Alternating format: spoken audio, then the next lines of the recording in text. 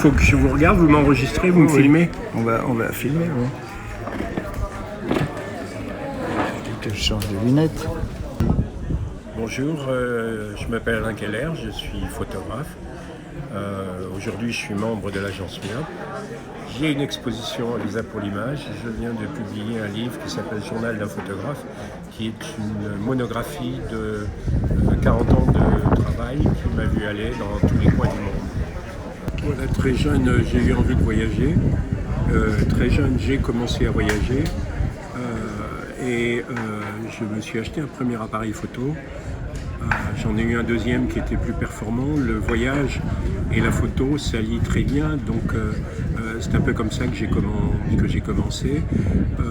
J'ai fait un tour du monde. J'avais fait des petits voyages d'abord, et puis ensuite j'ai fait un tour du monde. Bon, il s'est arrêté en route, mais peu importe. Et là, j'ai commencé à photographier d'une manière un peu plus intensive. Et au fur et à mesure, je me suis plus intéressé à la photo. Ensuite, je suis allé vivre à New York. Et à New York, j'ai été mis en contact avec d'abord John Morris, qui était l'éditeur photographique du New York Times. C'était un personnage très célèbre dans l'histoire de la photographie. Et j'ai participé à la vie d'une galerie qui s'appelait la Soho Photo Gallery, où je rencontrais des photographes. Je travaillais dans la semaine pour gagner ma vie, et le week-end, j'allais faire des photos, jusqu'au jour où j'ai eu une commande pour des livres de langue pour une grande maison d'édition américaine, et j'ai fait le tour de l'Amérique latine, et là j'ai commencé à m'intéresser beaucoup plus au social, au photojournalisme. Ensuite j'ai contacté les gens de Sigma après la rupture avec Gamma. Et puis de fil en aiguille, j'ai commencé à travailler pour eux, et je suis devenu staff pour l'agence Sigma pendant 12 ans.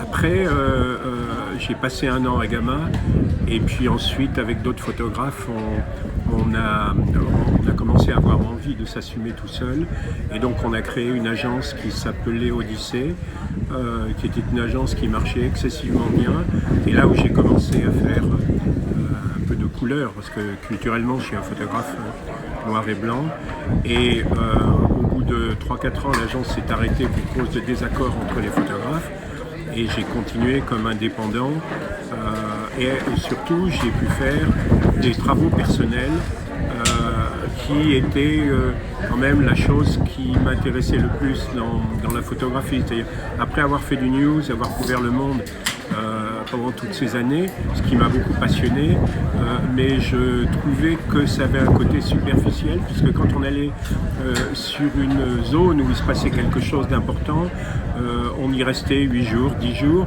et puis au bout de ces 10 jours, on disait le journal qui t'a donné un assignment n'a plus besoin de toi maintenant, donc il faut rentrer. Et là, j'en ai gardé vraiment un souvenir.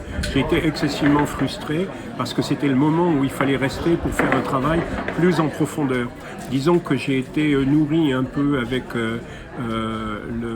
l'image d'abord de l'essai photographique lorsque j'habitais à New York, l'essai photographique de Eugene Smith, les photos de Cartier-Bresson, et que ça me donnait une envie différente autre que la superficialité dans le travail. Donc c'est pour ça que j'ai quitté le système des agences, où on gagnait beaucoup d'argent, où on était les plus heureux du monde, et en même temps il manquait quelque chose, c'est-à-dire faire un travail personnel, et puis pouvoir passer pas mal de temps sur une thématique qui nous tenait à cœur. Les agences ont un certain ADN.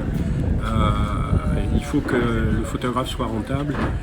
Et c'est vrai que passer 6 mois ou longtemps sur un travail personnel n'est absolument pas rentable, puisque le photographe ne ramènera pas de commandes, ne ramènera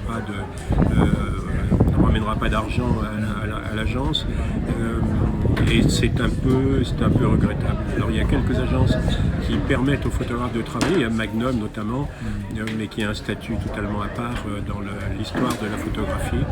Et il y a l'agence sur laquelle je suis maintenant, qui s'appelle MIOP, qui est une agence de photographes.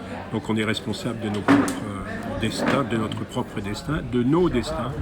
Et là on peut travailler comme on a envie de travailler.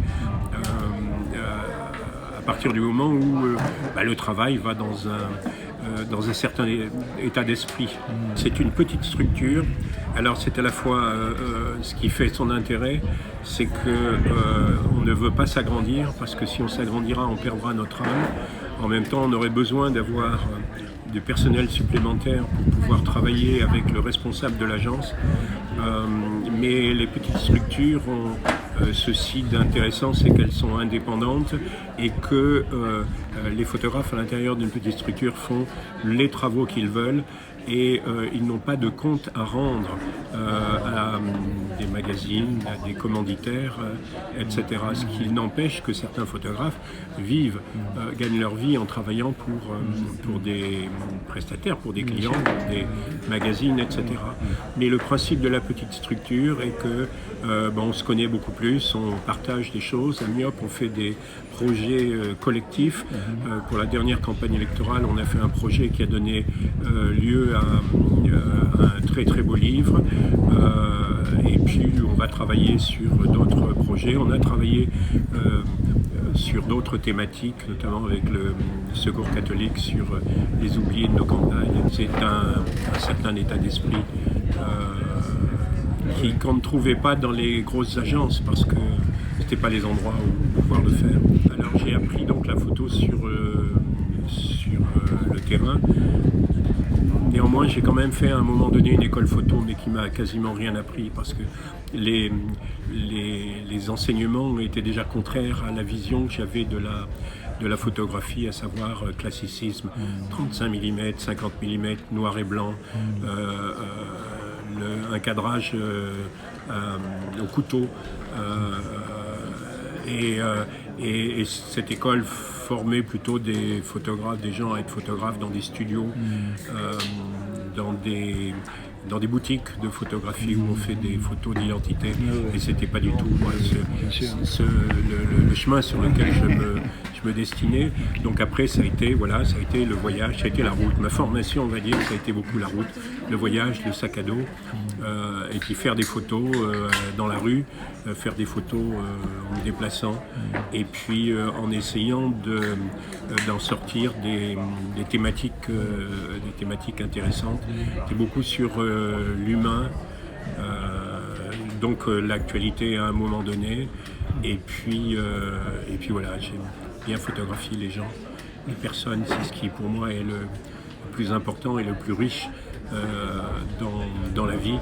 Une des premières images, elle se trouve au début du livre, c'est quand jeune ado, je pars en vacances avec ma cousine et puis d'autres dans un groupe de sympathisants avec l'Allemagne de l'Est, donc avec des sympathies communistes, et puis on va en Allemagne de l'Est. Et puis je fais quelques photos, on s'amuse beaucoup, mais je fais notamment la photo du passage du rideau de fer, en me cachant un peu derrière le moniteur parce que je savais que c'était à la fois interdit, mais quelque part j'ai été attiré par cette situation puisque on passait d'un monde à l'autre. Donc cette photo qui n'est pas une grande photo mais qui est une photo finalement très symbolique de par ce que j'ai fait plus tard en photographie est tout à fait au début du livre de la monographie que je viens de faire, Journal d'un photographe, et je pense qu'elle est vraiment à sa place. Mais même à cette époque, après l'avoir fait, je ne savais pas du tout quelle direction j'allais prendre, mais il se trouve que j'ai pris la bonne direction, c'est-à-dire voyager, photographier l'humain, le social et puis les événements politiques au travers du monde, c'est ce qui m'intéressait.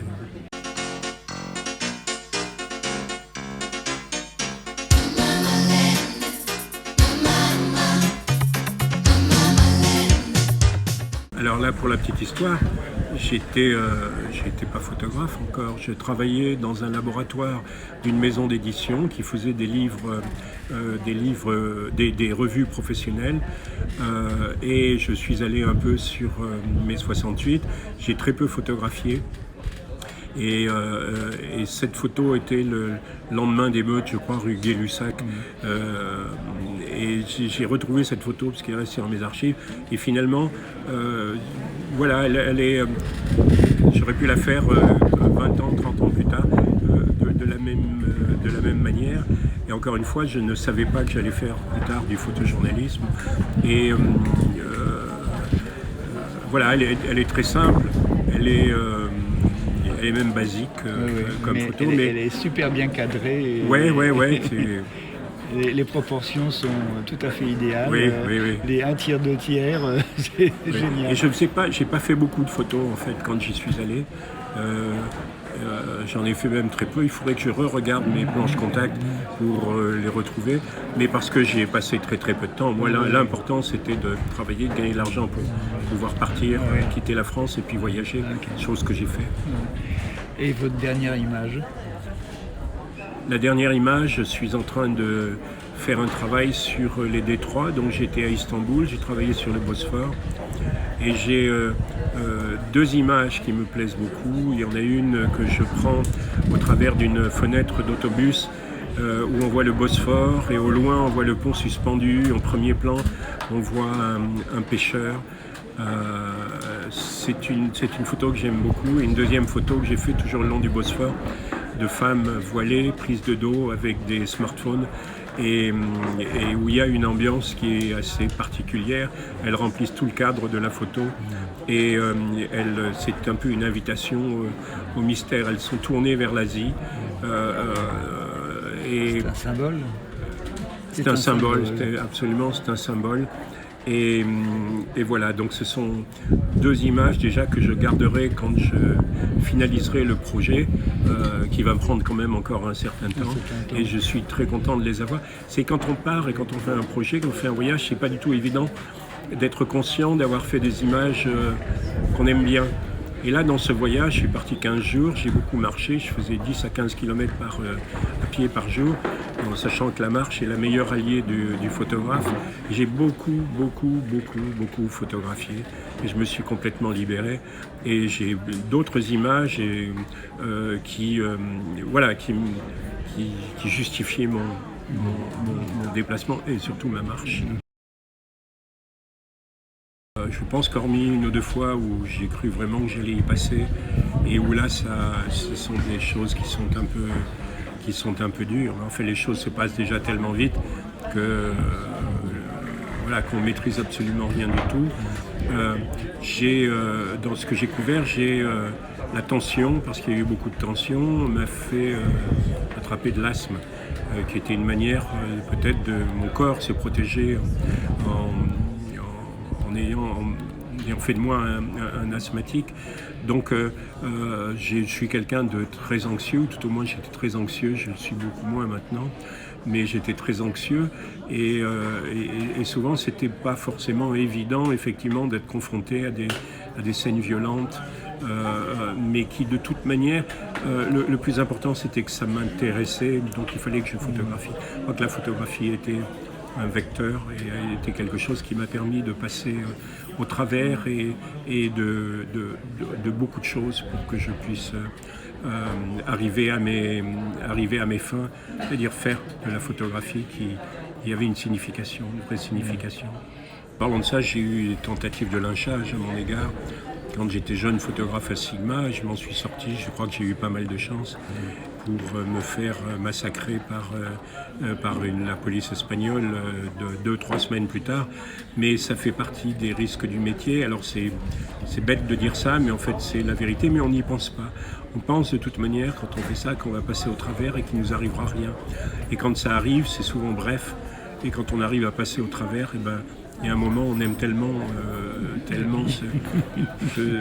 ce métier qu'on oublie et puis qu'on repart pour de nouvelles aventures, parce que c'est le cas de le dire, c'est un métier qui fait d'aventures et qui se renouvelle à chaque fois. Plus de réflexion et à plus, on donne plus de... le travail qu'on fait n'a pas la même finalité. En fait. Quand on fait de l'actualité, on sait qu'on est là pour couvrir de l'actualité. Et quand on fait un travail en profondeur, même si on est confronté à des situations dures, on sait que c'est pour créer quelque chose, pour aller plus loin dans notre démarche photographique et essayer de sortir un vrai, un vrai témoignage. Dans le dernier travail donc, que je fais, je travaille au numérique et avec de la pellicule. Je fais systématiquement sur chaque lieu que je photographie du panoramique en pellicule et qui sera à la fois peut-être un trait d'union, une séparation entre les différents chapitres de mon travail. Le numérique aujourd'hui est quand même... moi je suis un Leicaïste, donc j'ai travaillé au Leica et aujourd'hui ils ont sorti le Leica numérique qui me rapprochait le plus des Leica argentiques et qui fait du noir et blanc uniquement. Magnifique. Et qui est assez remarquable. Bon, après il y a du pour et du contre. La technologie est extraordinaire. La pérennité des images n'est bien entendu jamais assurée en numérique et ne sera, je crois, jamais assurée. J'y crois pas du tout. En dehors pour sauvegarder les photos, il faut faire des tirages et puis les livres. Mais la facilité de travail est quand même assez étonnante et la qualité technique des appareils est remarquable. Ils ont vraiment poussé la technologie très très très très loin. Peut-être même dans certains cas beaucoup trop loin, parce que dans le noir absolu, on va trouver quelque chose qu'on peut photographier. Ça m'intéresse moins. Ça m'intéresse moins parce qu'on passe dans un autre univers. C'est peut-être pas l'univers que je préfère. En fait, ce qui se passe, c'est que quand on travaille, on ne sait jamais à l'avance ce qu'on va photographier. Donc on peut pas dire voilà l'image que je souhaiterais faire, que je préférerais faire. On ne sait pas du tout. Des fois, on est surpris. Mais vous les construisez quand même dans votre tête, ce que vous aimeriez faire. Je construis très vite. Ouais. Dans ma tête, quand je vois une situation qui m'intéresse, j'ai trouvé la bonne distance avec mon objectif et puis je la photographie. Donc il n'y a pas, voilà, c'est souvent le hasard d'ailleurs parce que les choses se mettent en place ou se défont sans qu'on puisse le contrôler. Là-bas, il y a une image qui est intéressante à ce niveau-là d'ailleurs. Juste pour vous expliquer que j'aime beaucoup cette image, qui est une image finalement très simple. On est en Irlande, je vois des enfants qui s'amusent, je me plante devant eux et j'attends. Je fais quelques photos, les enfants me voient mais font semblant de ne pas me voir, ils ne me regardent pas. Et d'un seul coup, il y a l'entrée, il y a tous les aimants qui se mettent en place, il y a la petite fille qui arrive avec le petit vélo, il y a le chien qui est là, il y a le petit garçon avec la raquette, la petite fille avec le parapluie. Et c'est un instant magique, je fais la photo et 5 secondes après, c'est fini. C'est ça, c'est le côté magique de la photo. Et c'est beaucoup ce qui m'intéresse. Donc ça veut dire que le photographe finalement est un chasseur, c'est un chat qui chasse. Donc on a des proies, on regarde et puis on attend que tout se mette en place. Et quand ça se met en place, comme ça, c'est un véritable enchantement. Et quand vous n'arrivez pas forcément tout le temps. Et quand vous l'avez faite, est-ce que vous la cherchez dans vos contacts tout de suite ou... Non, pas forcément, parce que quand on travaille en noir et blanc, on travaille à l'aveugle. Donc quand on rentre, on développe les films. Quand on continue le travail, on oublie ce qu'on a fait, puisque chaque jour, on renouvelle les photos. Donc chaque jour, c'est autre chose. Et donc on les retrouve quand on récupère les planches contact. Et c'est là où c'est aussi un moment magique de découvrir ces planches contact et de regarder les photos avec des satisfactions, avec des déceptions, avec... voilà, on passe par tous les degrés de l'émotion. Et puis, et souvent, ce que je fais, c'est que ce que je faisais, puisque maintenant je fais du numérique, c'est que je rangeais mes planches contact après les avoir vues et revues, et je les regardais beaucoup plus tard. Et c'est là où j'arrivais à trouver les vraies photos et je pouvais travailler sur les images avec du recul. Est-ce que vous recadrez un peu ? Non, jamais. Recadrer est un mot qui n'existe pas dans mon vocabulaire. Dans mon vocabulaire. Okay. Voilà, on est au quartier général de l'armée russe à Grozny, en Tchétchénie, c'est la première guerre, en janvier 1995, et la situation pour travailler est absolument épouvantable. Enfin, toujours est-il que je me retrouve au quartier général, et puis que je vois cette scène un peu surréaliste de ce soldat jouant au piano devant ses copains, avec en détail une mine qui se trouve juste à droite. Et il n'y avait presque plus de lumière, alors je photographie, j'arrive en bout de film, je fais 2 photos, je rembobine, et quand je remets un autre film, j'ai plus de lumière. Donc c'est presque miraculeux, en sachant que les films étaient beaucoup moins sensibles le numérique, que j'ai réussi à voir cette photo. Dans toutes les guerres, il y a eu des photos avec des musiciens. Ouais. Rostropovitch, alors c'était pas la guerre. Sur les murs. Hein. Au mur de Berlin. Ouais. J'ai une autre photo derrière, où il y a une scène avec un violoniste dans le Haut-Karabakh qu'on peut aller voir. Parce que c'est aussi une photo que j'aime beaucoup. Voilà, j'étais là-bas, j'avais été sur le front et j'avais été viré du front le premier jour de la dernière offensive. Et puis j'ai couvert donc la guerre de l'intérieur, c'est-à-dire la capitale Stepanakert. Et voilà, c'est la guerre avec l'Azerbaïdjan. Et puis il y avait tous les jours beaucoup de funérailles. Il y avait et puis d'un seul coup, il y a eu ce violoniste qui est arrivé, qui a commencé à jouer au violon, et c'était absolument magnifique. Alors c'est les pays de l'Est, la culture, la musique, et puis ensuite la musique qui s'ajoute au drame. Il y a le drame parce que c'était un drame tous les jours. Il y avait de nombreux morts qui étaient ramenés du front. Et ça, cette photo symbolise aussi, je crois, beaucoup la situation à l'époque.